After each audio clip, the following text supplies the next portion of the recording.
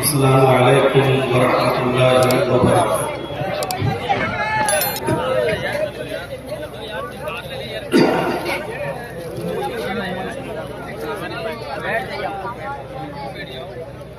الحمدللہ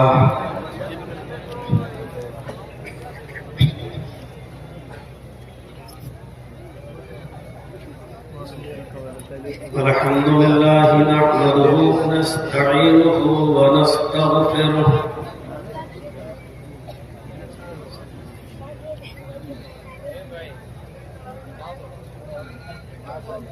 ونعوذ بالله من شرور أنفسنا ومن سيئات أعمالنا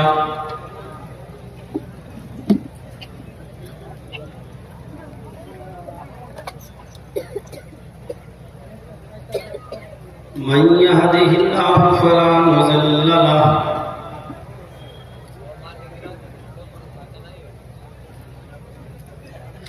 ومن يضلله فلا هادي له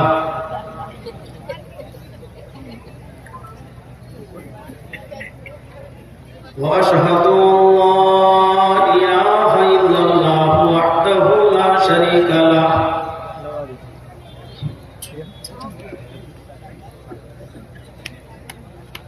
وأشهد أن محمدا عبده ورسوله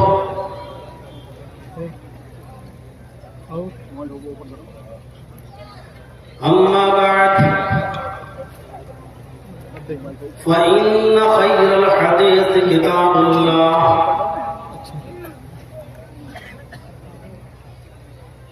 وخير الهدي هدي محمد صلى الله عليه وسلم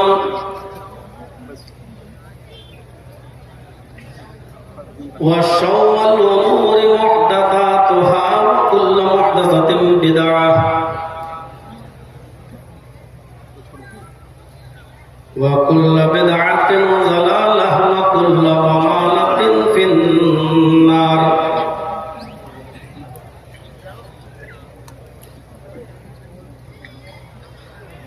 أعوذ بالله من الشيطان الرجيم بسم الله الرحمن الرحيم واعبدوا الله ولا تشركوا به شيئا وبالوالدين إحسانا وبذي القربى واليتامى والمساكين والجار ذي القربى والجار الجنب والصاحب بالجنب وابن السبيل وما ملكت أيمانكم إن الله لا يحب من كان مختالا فخورا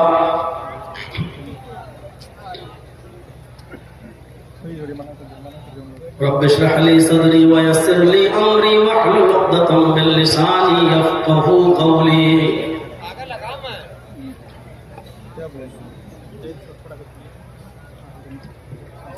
اس عظیم الشان اجلاس کے نہایت ہی باوقار اور موقر صدر فضیلت الشیخ جناب مظہر الحق المدنی حفظہ اللہ، ناظم اجلاس فضیلت الشیخ جناب فاروق عبداللہ، ناظم ضلع جمعیت اہل حدیث اعظم گڑھ،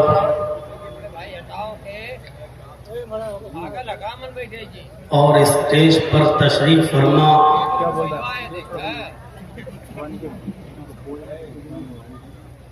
بڑے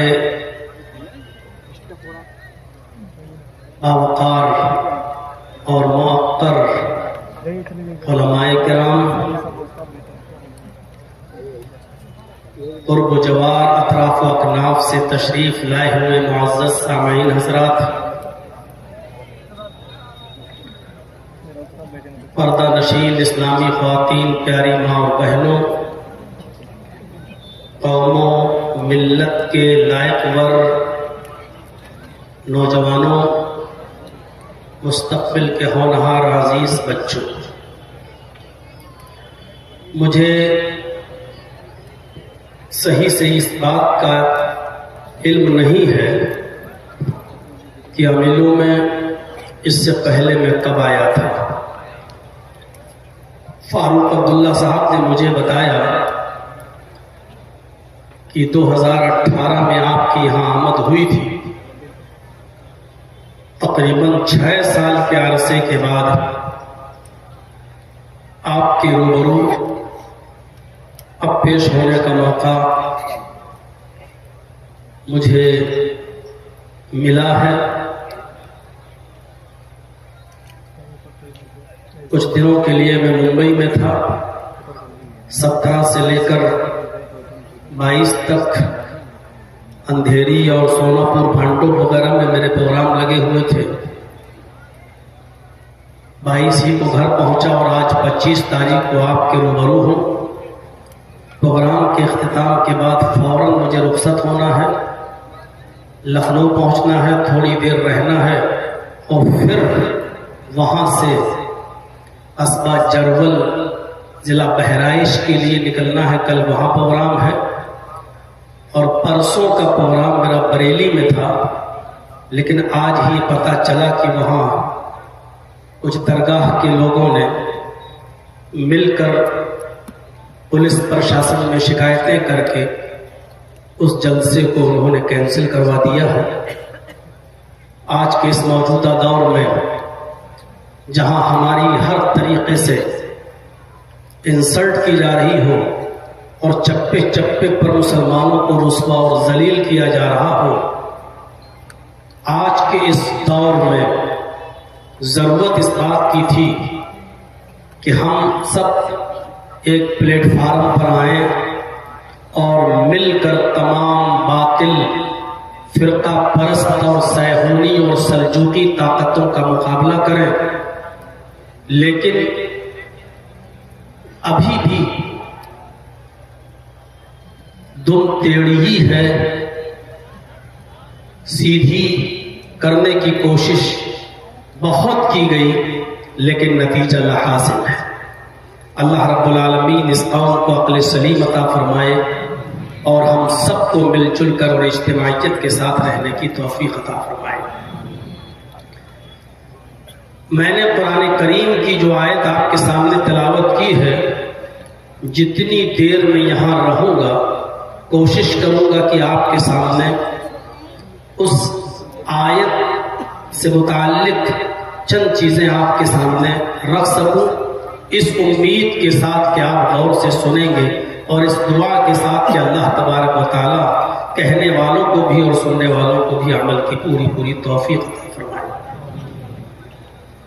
میں نے جو آیت کریمہ آپ کے سامنے تلاوت کیا ہے خطبہ مسلمہ کے بعد، وہ حقوق العباد پر مشتمل ہے۔ اسلامی احکام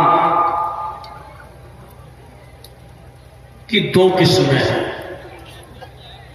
ایک کا تعلق حقوق اللہ سے ہے اور ایک کا تعلق حقوق العباد سے ہے۔ حقوق اللہ کی اپنی ایک حیثیت ہے، حقوق العباد کی اپنی ایک حیثیت ہے۔ اور پھر ایک بات کو گرہ باندھ لیجئے گا کہ حقوق اللہ میں اگر کچھ کمی ہو جائے، کوئی کوتاہی ہو جائے، کوئی سستی ہو جائے، کوئی غفلت ہو جائے، تو اللہ تبارک و تعالیٰ کو اختیار ہے، چاہے تو اپنے بندے کو اس پر سزا دے یا چاہے تو اپنے بندے کو اس پر معاف کر دے، نظر انداز کر دے۔ حقوق اللہ کا تعلق اللہ کی ذات سے ہے، اگر اس میں کچھ کمی و بیشی ہوتی ہے تو اللہ کو اختیار ہے، وہ چاہے تو اپنے بندے کو اس پر عذاب دے یا چاہے تو وہ اس کو معاف کر دے۔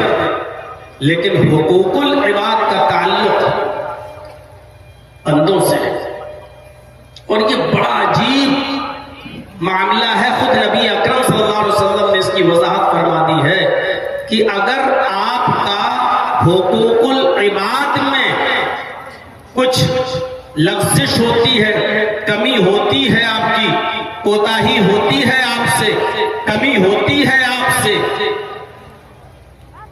تو اللہ تبارک و تعالیٰ بھی اس وقت تک آپ کو معاف نہیں کرے گا جب تک کہ جس کے تعلق سے آپ نے کمی کی ہے، کوتاہی کی ہے، جب تک وہ بندہ آپ کو معاف نہ کر دے اللہ تبارک و تعالیٰ بھی معاف نہیں کرے گا۔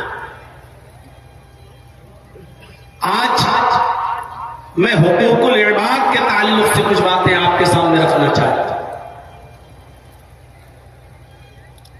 چاہے کتنے بڑے تہجد گزار بنے رہیے، فجر کی نماز آپ کی جماعت کے ساتھ بھلے ہی نہ چھوٹتی ہو، تکبیر تحریمہ ہی آپ کی کیوں نہ آپ کو برابر ملتی ہو، اور اس میں پہلی صف میں آپ شامل رہتے ہو، کبھی فوت نہ ہوتی ہو، لیکن یاد رکھیے گا اگر حقوق العباد میں ہماری کمی ہو رہی ہے اور ہم حقوق العباد کے معاملے میں سست ہیں تو ہماری عبادتوں کا کوئی فائدہ نہیں ہے۔ ابھی واقعات اور دلائل آپ کے سامنے بعد میں آئیں گی۔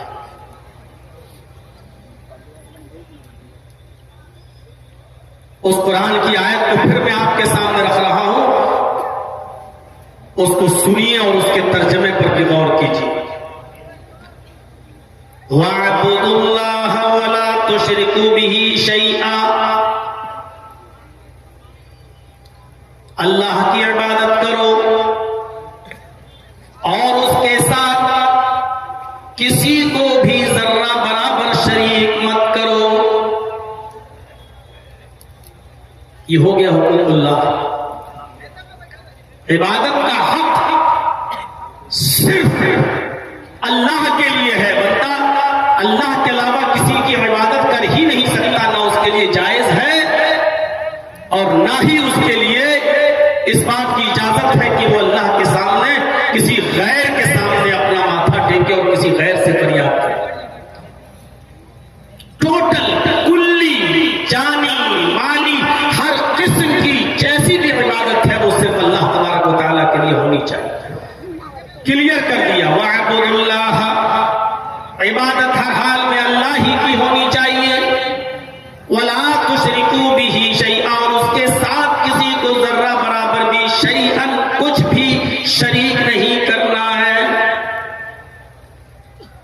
اس کے بعد آئیے وَبِالْوَالِدَيْنِ إِحْسَانًا، والدین کے ساتھ احسان کرو، حسن سلوک۔ یہاں اللہ تبارک و تعالیٰ نے یہ نہیں کہا کہ اپنے ماں باپ کو کھانا کھلاؤ، یہ نہیں کہا کہ اپنے ماں باپ کو پانی پلاؤ، کسی خاص ایک نیکی کا حکم نہیں دیا بلکہ لفظ احسان استعمال کیا ہے۔ وَبِالْوَالِدَيْنِ إِحْسَانًا، اپنے والدین کے ساتھ احسان کرو، اور احسان ہر نیکی کو شامل ہے۔ آپ کے باپ چلنے پھرنے سے عاجز ہیں، اٹھ نہیں پا رہے ہیں، چل نہیں پا رہے ہیں، خواہش ظاہر کرتے ہیں کہ بیٹا مجھے ذرا گھر کے باہر ٹھنڈی ہوا میں بٹھا دو، میں تھوڑا سا گھر کے باہر بیٹھنا چاہتا ہوں، میں تھوڑا سا گھر کے باہر کھلی فضا میں بیٹھنا چاہتا ہوں۔ اب بیٹے کی ذمہ داری یہ ہوتی ہے کہ وہ اپنے باپ کو اٹھائے، اس کو گود لے، اپنی پیٹھ پر لا دے اور ان کی خواہش کو پورا کر کے باہر کرسی لگا کر ان کو بٹھا دے۔ باپ بیمار ہے، اچھا سے اچھا اور بہتر سے بہتر ان کا علاج کرائے، بھوکے ہیں تو ان کو کھانا کھلائے۔ غرض یہ کہ نیکیوں کی جتنی بھی کیٹاگریز کوالٹیز ہو سکتی ہیں اور نیکیوں میں جو جو چیزیں شامل ہیں وہ ساری کی ساری احسان کے اندر شامل ہیں۔ وَبِالْوَالِدَيْنِ إِحْسَانًا، اور اپنے والدین کے ساتھ اور یہی احسان کے بعد واو عاطفہ کے ذریعے اور بھی چیزیں پیش کی جا رہی ہیں. وَبِذِي الْقُرْبَى وَالْيَتَامَى وَالْمَسَاكِينِ وَالْجَارِ ذِي الْقُرْبَى وَالْجَارِ الْجُنُبِ وَالصَّاحِبِ بِالْجَنبِ وَابْنِ السَّبِيلِ وَمَا مَلَكَتْ أَيْمَانُكُمْ. اپنے قرابت داروں کے ساتھ احسان کرو. وَبِذِي الْقُرْبَى اپنے قرابت داروں کے ساتھ احسان کرو. وَالْيَتَامَى یتیموں کے ساتھ احسان کرو. وَالْمَسَاكِينَ اور مسکینوں کے ساتھ بھی احسان کرو. وَالْجَارِ ذِي الْقُرْبَى اور اپنے قرابت دار ہمسایہ کے ساتھ بھی احسان کرو. وَالْجَارِ الْجُنُبِ اجنبی ہمسایہ کے ساتھ بھی احسان کرو. وَالصَّاحِبِ بِالْجَنبِ اپنی پہلو کے ساتھی کے ساتھ بھی احسان کرو. وَابْنِ السَّبِيلِ مسافر کے ساتھ بھی اچھا سلوک کرو. حسن سلوک اس کے ساتھ بھی ہونا چاہیے. وَمَا مَلَكَتْ أَيْمَانُكُمْ اور جن کے تم مالک ہو یعنی اپنے غلاموں اور ماتحتوں کے ساتھ بھی تم احسان کرو. وَالْجَارِ ذِي الْقُرْبَى ہمسایہ قرابت دار. وَالْجَارِ الْجُنُبِ اجنبی ہمسایہ. بعض مفسرین نے لکھا ہے ان پڑوسیوں کے ساتھ بھی احسان کرو جن سے تم آشنا ہو, جن کو تم جانتے ہو, جن سے تمہارے اچھے اثر و رسوخ ہیں اور جن سے تم ہر وقت اٹھتے بیٹھتے ہو, جن کے ساتھ جن کو تم پہچانتے ہو ان کے ساتھ بھی اچھا سلوک کرو. اور اجنبی لوگوں کے ساتھ بھی اچھا سلوک کرو جن کو تم نہیں جانتے ہو لیکن وہ تمہارے پڑوس میں ہیں, اجنبی ہیں جن سے تم آشنا نہیں ہو لیکن ان کے ساتھ بھی تم اچھا سلوک کرو. آج ہمارے مفسرین نے اس کی تشریح میں یہ بھی لکھا ہے کہ قرابت دار چاہے مسلمان پڑوسی آپ کا چاہے مسلمان ہو تب بھی اس کے ساتھ اچھا سلوک کرو, اور اگر آپ کا پڑوسی غیر مسلم ہے تب بھی اس کے ساتھ اچھا سلوک کرو. وَالْجَارِ ذِي الْقُرْبَى وَالْجَارِ الْجُنُبِ کی یہ بھی تشریح کی گئی ہے, یہ بھی ایک معنی بیان کیا گیا ہے. وَالصَّاحِبِ بِالْجَنبِ پہلو کے ساتھی کا مطلب یہ ہے کہ آپ اس سے واقف نہیں, آپ جانتے نہیں, آپ سفر کر رہے ہیں, ٹرین میں بیٹھے ہوئے ہیں, اچانک اس نے آپ کا نام پوچھا, آپ نے اس کا نام پوچھا, اس نے آپ کا بزنس پوچھا, آپ نے اس کا بزنس پوچھا. اب وہ اچانک آپ کا آشنا ہوا ہے, یہ ابھی منٹ 2 منٹ 5 منٹ 10 منٹ آدھا گھنٹہ 1 گھنٹہ پہلے آپ سے اس کی آشنائی ہوئی ہے.